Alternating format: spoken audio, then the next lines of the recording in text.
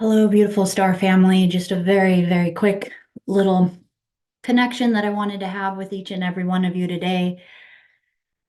We're here, March 31st. It's a very significant day because in a vibrational consciousness level, there is a vibrational energy that is connected to the divine Christ, the divine Christos. And I wanted to share this perspective today from the divine SoPhiA. The massive thing for us to definitely be connected to right now is, what are your dreams about? What have you been dreaming about? What have you been processing in this eclipse window? And as you get to really be within this vibrational energy, the curiosity is to really see, what are you awakening to? What are you processing at the time? And as you get to work with understanding this, I wanted to share a couple perspectives to maybe give you some food for thought or something to assist you with this energy. So within this, we did our last live really talking about the sacred fire, how to work with the fire, how to allow the fire to be such a powerful guide and energy for us to assist in transmuting any of the karmas, the debts that we have been holding. Now, I want to give you guys something else to play with at this particular time, and we're going to get right back to the dreams. I definitely want to just make sure I can get the live going here. Perfect. So that I can see who's here. Hello, hello. Beautiful Darlene, Robin, Danielle. Happy Sunday, you guys. I'm so happy to be here with the Soul Circle and to get to share this time with you. I am just in this massive vibration of love right now. And who better to share that with than with you guys? I love you guys so very much. And, dreams have just been so profound lately. And within that, the guides had me really sitting down with something with the charts. And so I'm going to share something with you for you guys to play with so that you might be able to look at this in your own chart. And let's just uh, imagine that if you do have your astrological wheel with you, awesome. If you don't, maybe you can just revisit later or replay this and look at it. But what I'd like for you to look at, the very first thing to look at on your chart is when you look at the horizon. So where is your rising? So where's your ascendant and where's your seventh house? So where's the horizon? And below the horizon is houses 1, 2, 3, 4, 5, 6. Above the horizon is going to be 7, 8, 9, 10, 11, 12. Super simple. If you were to imagine your astrological wheel as a circle, and if there was a direct line across it, which would be where your rising is, or your ascendant, which starts your first house, just look at the lower 6 houses, and then above it, above the horizon, is the upper 6 houses. Where is your sun? Is your sun in a house in the upper horizon, or is your sun in a house in the lower horizon? This is very much just going to be a perspective for you to meditate upon, okay?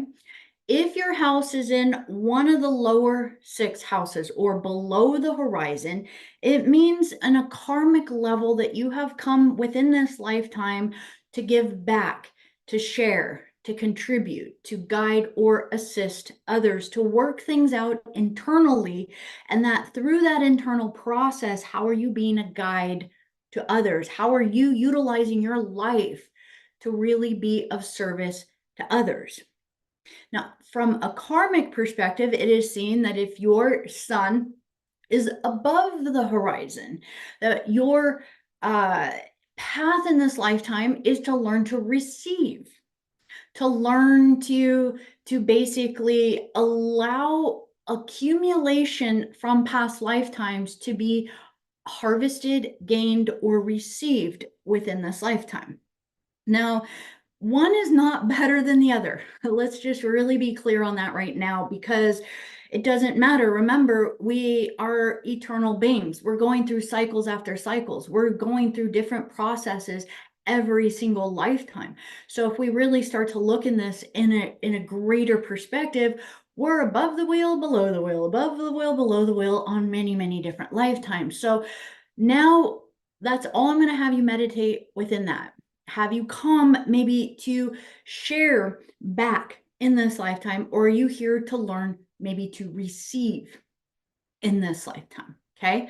Now, the second thing I'm going to invite you to look at now is going to be your Saturn and your Pluto. And these are primarily going to be the main energies right now to look at, because as we know, Saturn currently is in the sign of Pisces. And then, of course, we have Pluto currently that's in the sign of Aquarius. It'll dip a little bit back into Capricorn again this year, but then fully be in Aquarius from here on out. So, Aquarius, Pisces, right by each other. Are these in the upper horizon for you or in the lower horizon for you? And primarily, what I'm going to invite you to look at is what quarter on your astrological wheel are these playing out? Now, the interesting thing for you to get to understand is that Saturn's going to play a huge role for you. So I'm going to give you an introspection to meditate on that. I would invite you to go back to, really depending on what age you are currently, you could go back all the way to say 14 years old in this lifetime and begin to say, move it forward year by year. Or if you want to just visit Saturn returns within your life, but this is something really important. Saturn really gives us the opportunity to look at where are we breaking free from things in the past? Where are we rebuilding something? When we are in our earlier years of our life, so this is going to be for all of our different beloved indigo family lines, starseed beings, crystalline beings, many of you who have come into this lifetime to really work through a lot of karma, maybe even helping regressed spirits and beings in this lifetime to transcend and move on and learn better levels of judgment. So this gets a little bit tricky because in our earlier years, it can look like we were butting our heads up against a lot of limitations. So Saturn in each house, if you go back in your chart and look, as Saturn moves through your wheel, through your progression of what your life journey has been, you're going to get a greater understanding of how has Saturn actually been your best friend. It's helped you break free many times from a lot of the things that felt stuck. And yes, there are going to be times when Saturn moves into something that it's going to have brought into our life the greatest challenges that we experience, because those challenges were for us to be able to face them head on so that we could break free from them. And this is important because now you want to really look at, where is Saturn in your chart? Is it currently in the lower horizon? Is it in house 1, 2, or 3? If it's in house 1, 2, or 3, you are going through this next 7-year cycle, primarily from here forward, is going to be about rebuilding self internally. The who am I process, the rebuilding and the restructuring of self. And depending again where you are on your personal journey, are you still dealing with shadow, or are you already at a place where you are embracing highest realized self potential, surrendering to your higher self, surrendering to the divine, surrendering to being the vessel of the divine SoPhiA moving through you? If your Saturn currently, so if Pisces for you is in the the fourth, fifth, or sixth house, so the second quadrant of the lower horizon, this is going to be now about you starting to rebuild in the public perspective. So this is really important, because if you have your Saturn currently in house 4, 5, or 6, this is massive.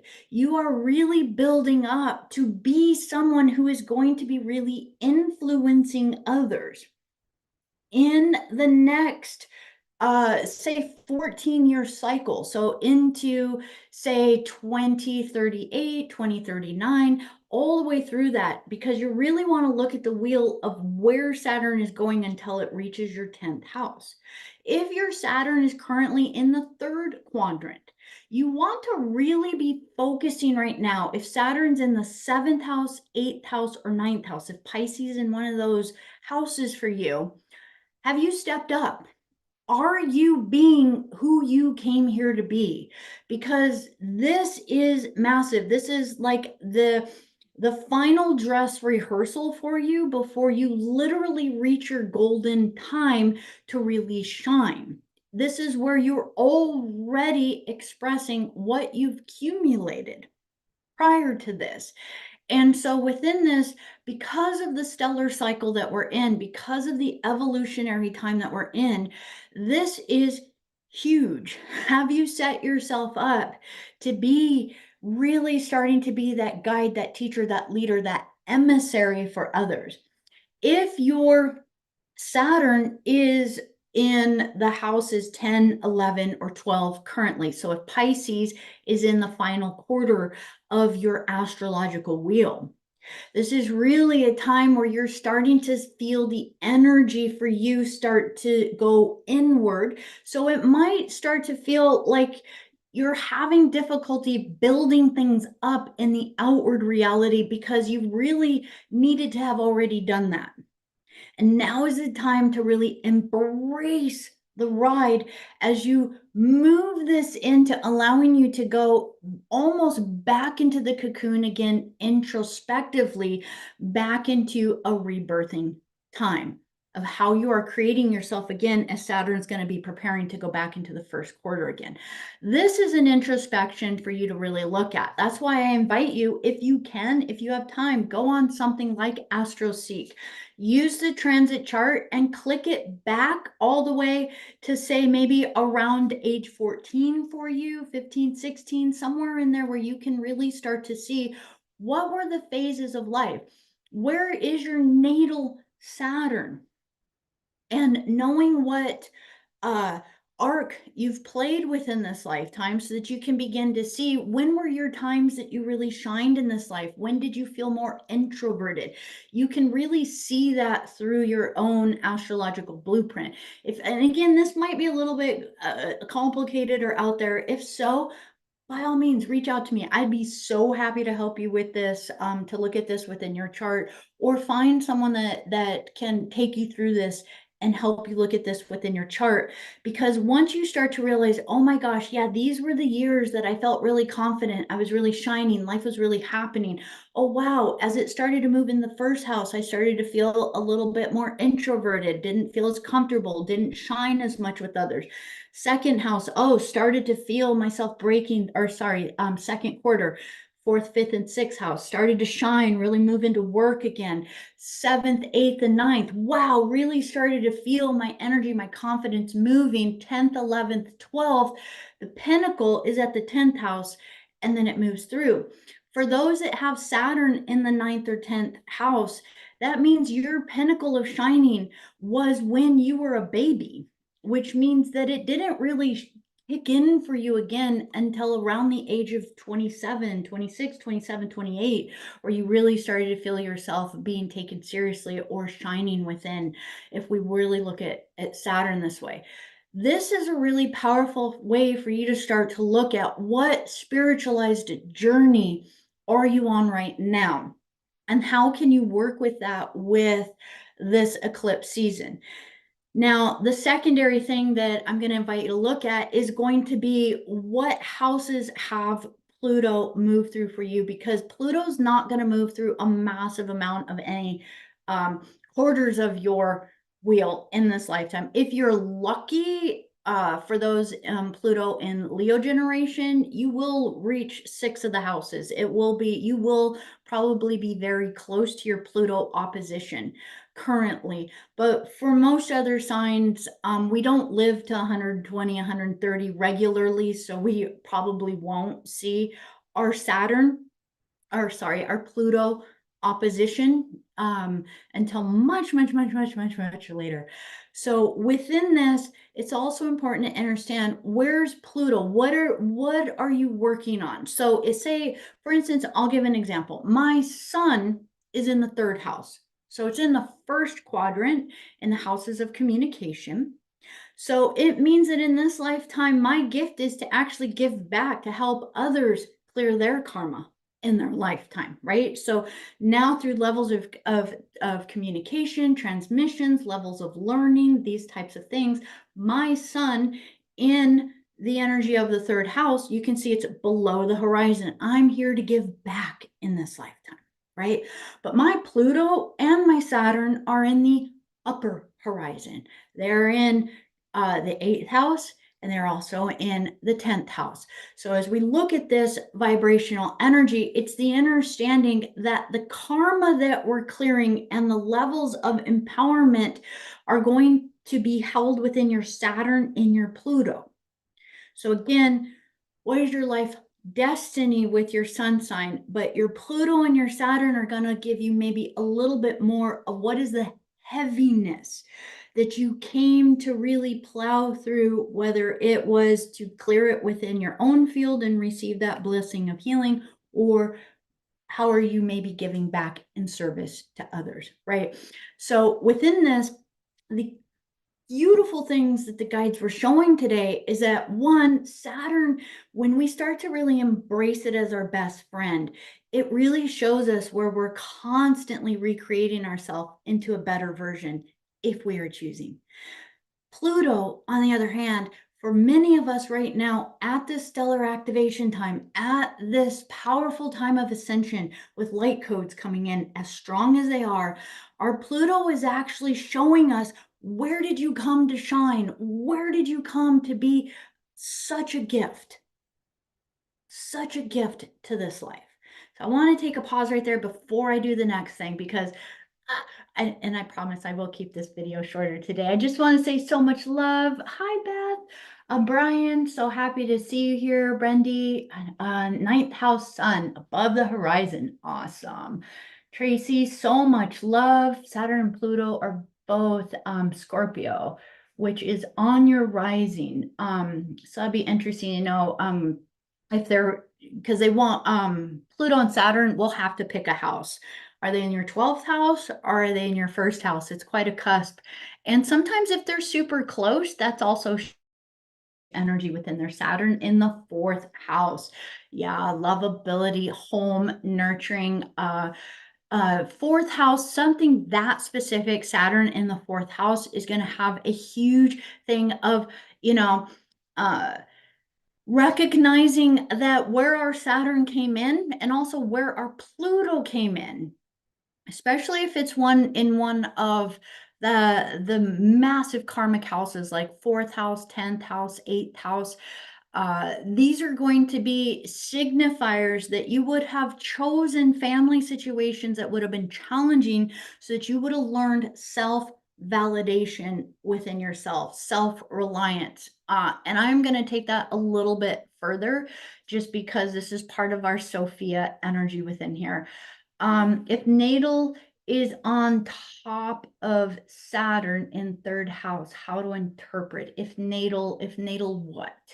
If natal is on top of Saturn in third house, how to interpret? Eclipse Saturn is on top of mine.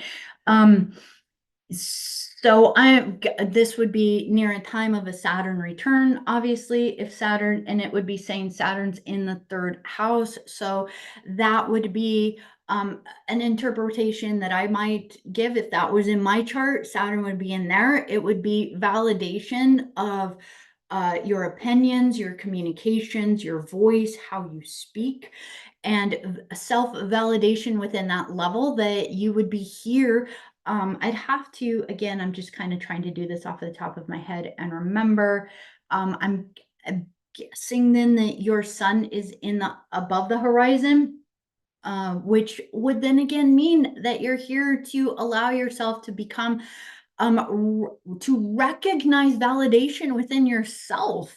of how powerful your voice is, how powerful your wisdom is, how powerful your message is that you've come to share. And if your sun is in the upper horizon, it means to receive that recognition and to allow yourself to be recognized so that you can shine as that light for others.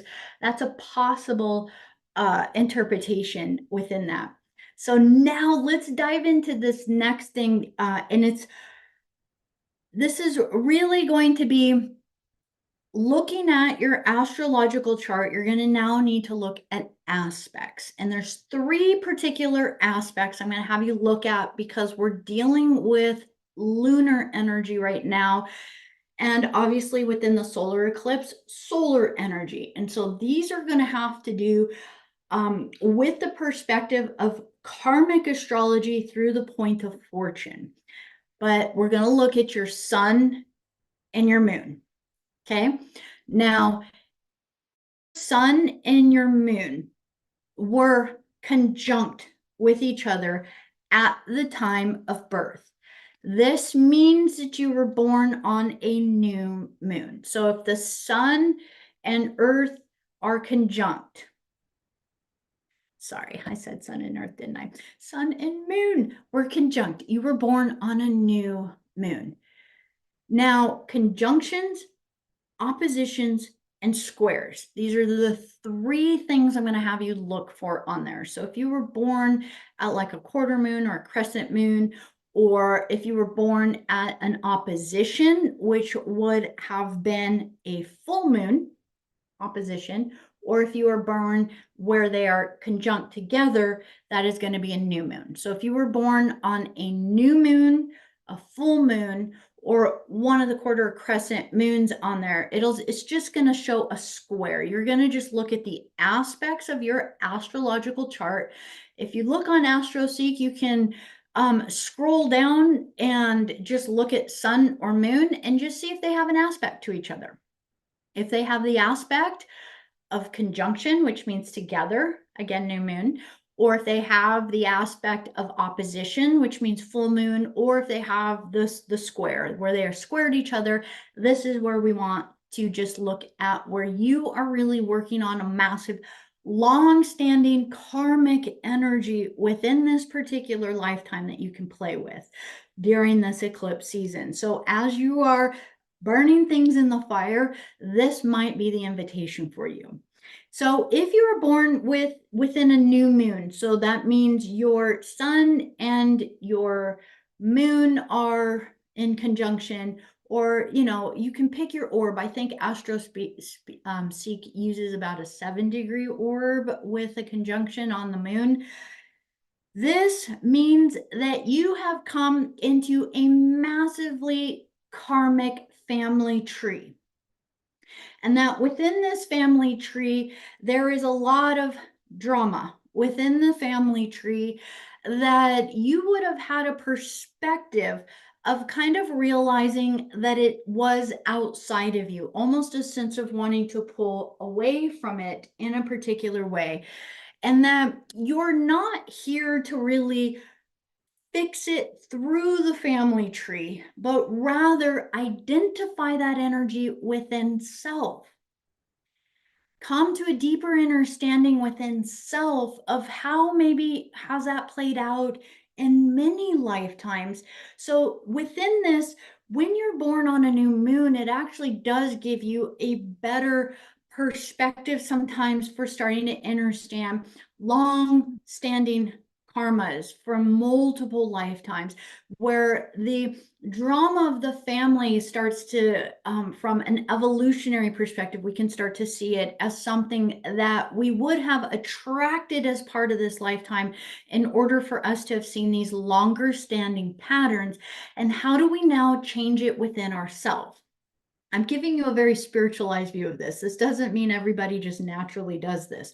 But what it means is that if you were born on a new moon, you have to figure out these answers for yourself. It has nothing to do with your mother, your father, your siblings, or anything that has ever happened within your family. All answers lie within you, and you have to go through a self-understanding through your own eyes and how you become aware of your ahas, to break the bindings, break the chains, break yourself free from the prisons you've allowed yourself to lock yourself in for lifetimes, probably based on your own limiting beliefs you've created in other lifetimes, making things personal when they really weren't personal. That's a perspective, okay? Now, within this, part of this is an understanding that we're coming to is that most all, again, we do agree to certain things, but most all energies that we are holding within that are of a lower vibration are coming from asuras. They're coming from the basically the spirit realm, the entity realm, the attachment realm. They're coming from beings, shadowy beings, demonic beings, entity beings. They're coming from archons, things that are not within physical form that attach to us through our mental and emotional body, that many times we, through either weakness of spirit or mind in past lifetimes or even this lifetime, we've allowed them to be the drivers and directors of this life. So then we do sometimes bad things in this lifetime or other lifetimes that we then put self-judgment upon ourselves rather than recognizing that we are never seen as damaged or unloved from the eyes of God's source or divine SoPhiA. So where do we just start to recognize that we allowed these other entities and energies in, and where do we start to command the divine light of the divine Christ within to command these energies out? We say, I do not consent. We recognize it's through the blessing of the Christ light. It's through the blessing of divine SoPhiA that we become one with that energy again. And I have a really cool video to share with you guys about a really beautiful star seed, sharing perspective on this. So I wanted to share it. Now, if your sun is opposite the moon, if you were born on a full moon, you have come in with this lifetime with more long-standing karma. This is stuff that has been bound for a while. So new moon means you're going to have a little bit of an easier way potentially to break free from it. Full moon is going to be that your parents probably had conflict with each other, okay? And that it would have been such an energy playing out conflict within your home that you would not have completely been able to process it or understand it, which means that you would have potentially gotten into many different types of relationships in your life, playing out those very same dramas and themes in order to assist you with clearing karma that has been lingering for lifetimes. Okay, this is why these are really, really important to kind of understand. Now, the final one within there is sun square the moon. This is also going to be an energy. So again, the full moon is going to be the parent. There's going to be conflict with the parents, but then there's generally also, let me add this, generally a personal conflict specifically with one of the parents, feeling disempowered, overpowered, feeling like button heads with one particular parent, maybe more than the other. That's the full moon energy. So therefore, where that head butting occurs, we generally call in multiple relationships within our life where we start to learn the resolution to resolve karma we may have been carrying for multiple lifetimes. Now, square is completely different in the sense that there is, again, that tension with the parents. This can be tension with the parents directly, but the tension is generally a tension that lingers within the lifetime. So a square means it's a place where we haven't potentially figured something out in past lives. So we're calling it in again in this lifetime. And a square is going to be a really powerful place to see where did your family situation enact a play for you that you probably took personal at first, but now you get to look at it as going like, oh, wow, it was for me to actually see a drama where I was placing blame or having a restriction or not seeing outside the box, okay, with this energy. And so this is where one would then learn to basically see the parents as a representation of something bigger, and that through that healing and clearing of the energy through the parents, one then actually clears the energy with something bigger. Let me actually describe this for you, because if your sun is square the moon, your point of fortune is either going to be in the ninth house or 10th house, third house, or fourth house. It's going to be really close to your MC or your IC. So within this, I'm going to give a personal example because I actually do have sun square the moon.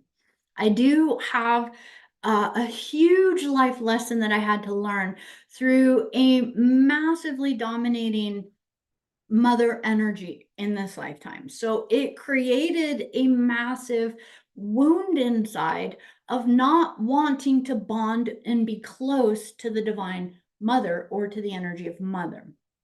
Now, interestingly enough, there's also the energy within my personal life because, again, we're going to see my point of fortune is actually in the ninth house. So I'm going to describe how this plays out, but it's still really looking at this polarity energy between the inner and the outer with the parent. So the mother representing in one level, whereas uh, the 10th house energy is going to maybe represent a little bit more of the father energy, the square in that. So now within that vibrational energy, I'm just going to give you my personal experience. That vibrational energy is going to have to do with the absence of the father. So the dominating energy, or the energy of not feeling that one wanted to be close to the mother because it was a controlling, a painful, we won't go into all the details, but it was not a nurturing environment, and it was an energy that was not trustworthy or that I did not feel safe with.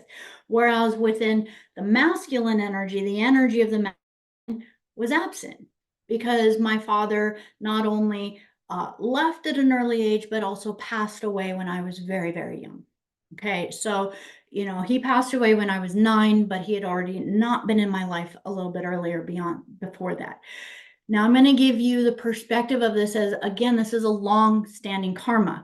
My job isn't to sit and look at, oh, well, look at how my mother and my father weren't there for me. That's not it. That's not how a square works.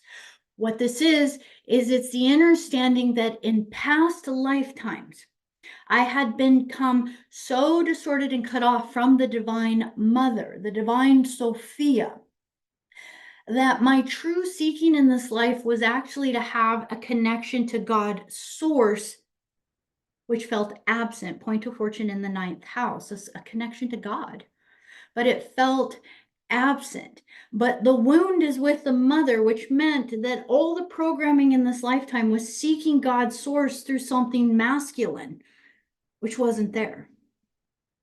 Right?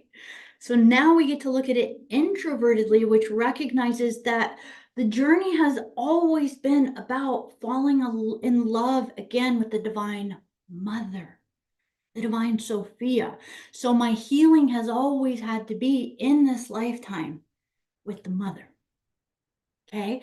And so within that, the more that heals, the more that energy melts me, clears the karma of all lifetimes where I ever felt abandoned or betrayed or not safe with the divine mother, so that I could actually fall in love with the divine SoPhiA again and be whole and one again.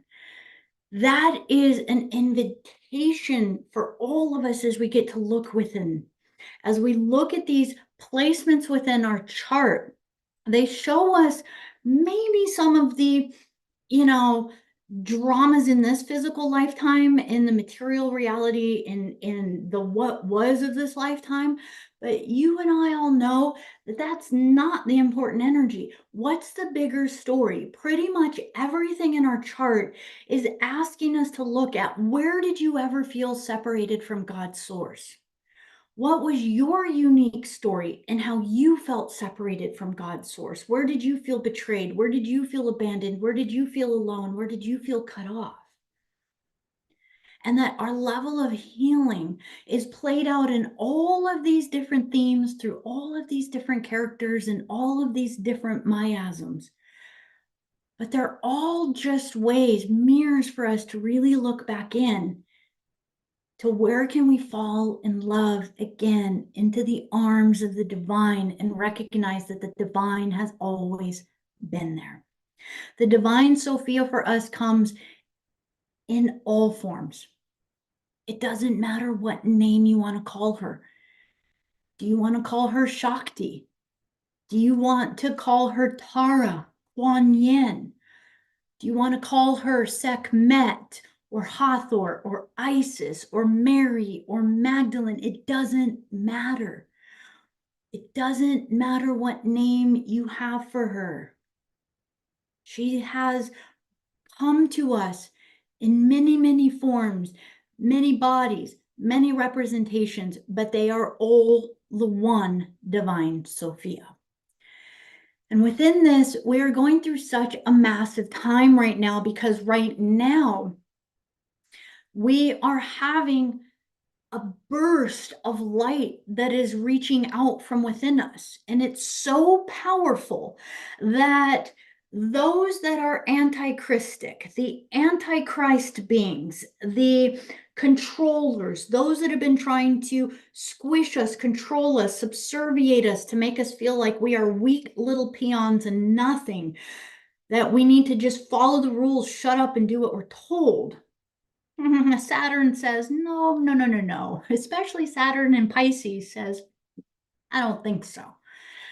And so where are we being guided right now to really look at the environment around us, to recognize that there's a huge narrative being pushed out right now about chaos for the solar eclipse.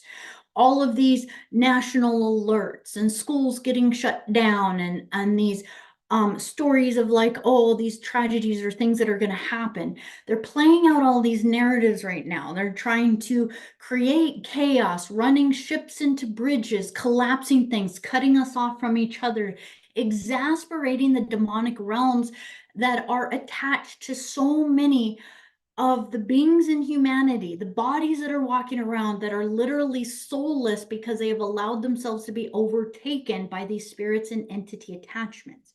So then the narrative comes through about all these rockets that they want to launch during the solar eclipse, during the exact solar eclipse time, in order to begin to block out more of the sun. Why is the sun so important? Because it's the light.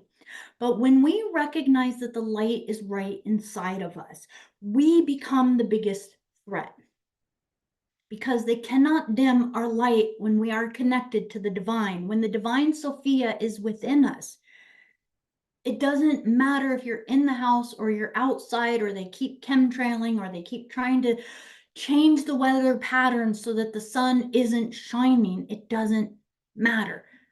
You become the radiance of the light from the inside out. You become the Christ light, the return of Christ here upon the earth.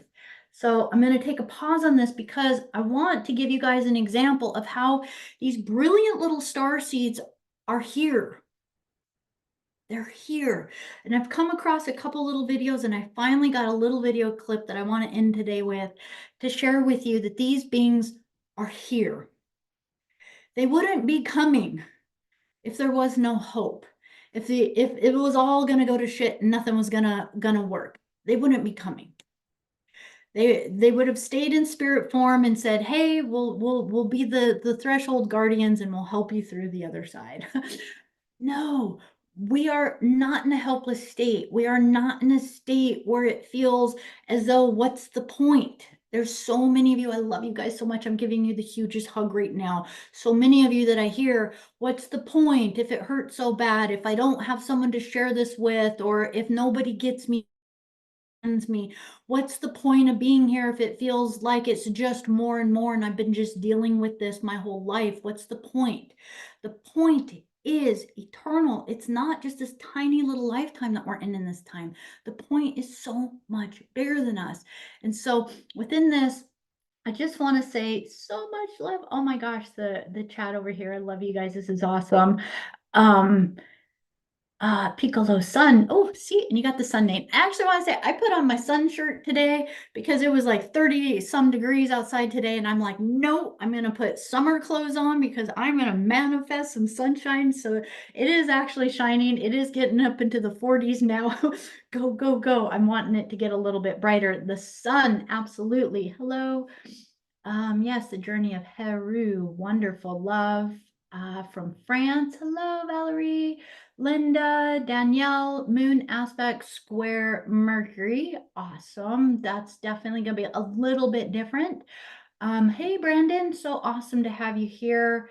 Um, the cause stronger but not let you dominate your fit. That is how you got where you are. So allowing hero scammo. So I'm hearing this from Piccolo saying the masculine was not there. That caused your masculine to get stronger, but you did not let it dominate your feminine. That is how you got where you are. Thank you for that perspective. Yeah, it is about the hero scamos. It is about the understanding and the twinning and the unification of the divine Christos SoPhiA with the divine Christ energy. So it is recognizing, like the Shakti and the Shiva, that it's like we are the half, right? You know, you see those beautiful images of the divine Shakti and Shiva, and recognizing that the Shiva is of the Shakti. So when we really recognize the esoteric and the ancient wisdoms, we know that the origin is the divine mother, and the mother holds all of it, whereas the divine masculine, or the energy spark of it, really does seed and get things going, but the mother is what keeps everything perpetuating and going.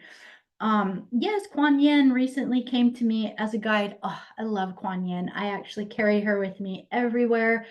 Hello, Shelly. So happy. Cold to diamond. I love that. Greetings, much love. Hello, Nirvana Rising. So beautiful. All right. So here's something I wanted to share with you guys just to meditate on, just because this I just thought was super fun. Joseph shared this with me. It's an Instagram reel that I have that I'm going to share. And it's from an Instagram site called Kelly the Magical Medium, if you want to look her up.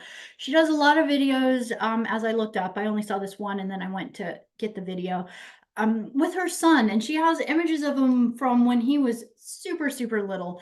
And I just wanted to share this because I think as we get to go through this divine time, that we really are seeing the divinity within each other.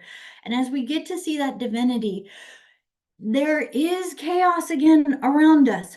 But here's the invitation I have for all of you. When you hear the stories, when you hear the chaos, when you see them trying to do all of these chaotic things to create more mayhem on the planet, please join me in looking at it, witnessing it, and saying, no, I cancel that from the dream. I do not recognize that in the dream. Dissolve and delete that. I do not see that in the dream. And we're canceling, we're deleting. It's the same thing as we get to recognize that, say, when we watch a movie, that we can understand that a movie is constructed of someone else's imaginal realm, and they're projecting that into creation. That is how disclosure happens on this planet too. So even the things with them pushing the ships into the bridges right now, they literally just did a movie on that not too long ago, that when I saw the clip on that, immediately the guide said that's what they're going to want to do. They're going to want to use a ship to create chaos. And guess what they are doing? We want to constantly look at these things and say, cancel, delete, no. And then look at the Christ light within and create the higher timeline. And so with that, I want to leave us all today with this video of this young man.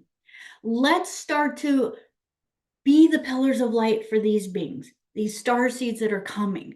Let's attune to this light. Let's recognize that there's thousands of other little beings like this kid that maybe their parents don't even recognize, or maybe they just don't have the publicity that we know about them, but they're here.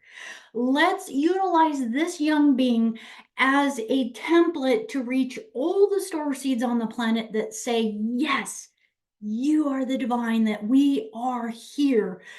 You are worth it. And everything that we have gone through, every fire that we burn, every karma that we clear, everything that we do is to allow more and more of this light in. So with that, I want to just share this with you.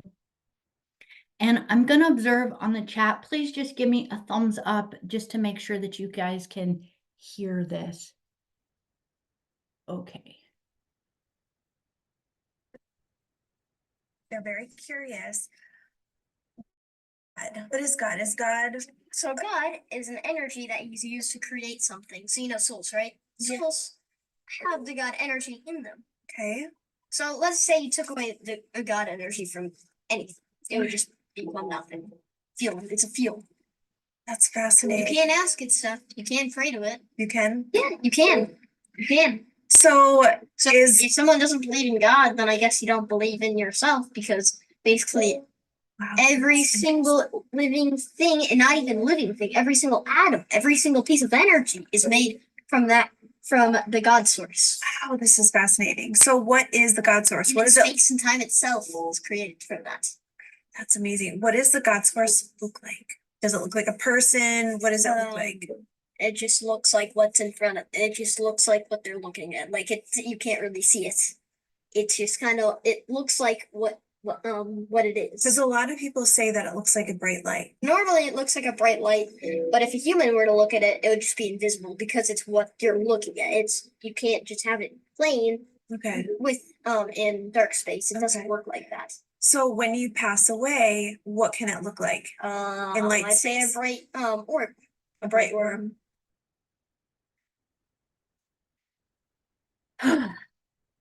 With so much love, you guys, let us be the light of Christ. Let us allow source creation to emanate from within us in whatever form. If you are embracing it through the masculine path or through the feminine path of the divine, SoPhiA, find that unification within. Let us be that light. I wanted to share this with you as we are continuing this journey together, as we move closer and closer to our solar eclipse. We are going to be the lights of initiation, that gate 51, that transcends all of the mayhem that has been going. I am intuiting, the guides are really speaking through, and they are saying they are going to try all of these things, and they are literally going to fall on their face as they're going to try to attempt all of these things. It's literally going to catch them with their pants down, and the reason why is because of you. So with so much love, I will see you at our next live video. I love you guys so much. Happy Sunday. And the divine of the divine SoPhiA, the Christ SoPhiA.